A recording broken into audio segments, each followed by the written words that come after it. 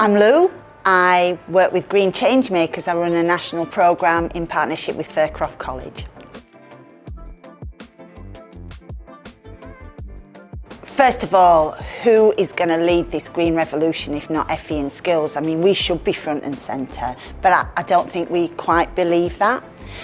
Governments, corporations, they're not going to change anything unless people get them to change. So that green mindset is needed in everybody to push for systems and culture change.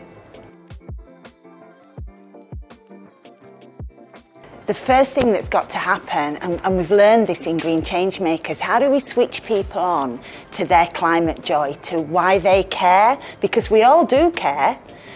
So that's the first thing, creating the conditions where people think, I really care about nature, I really care about how we treat people.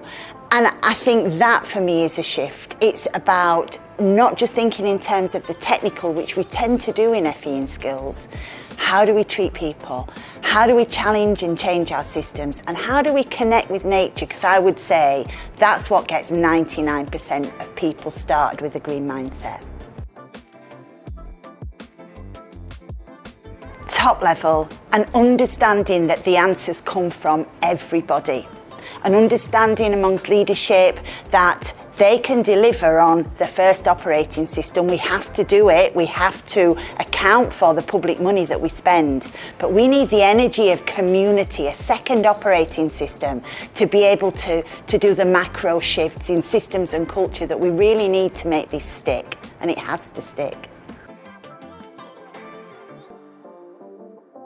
What we know is that 3% of the workforce can influence 85% of the workforce, and that other 15 ain't ever going to shift.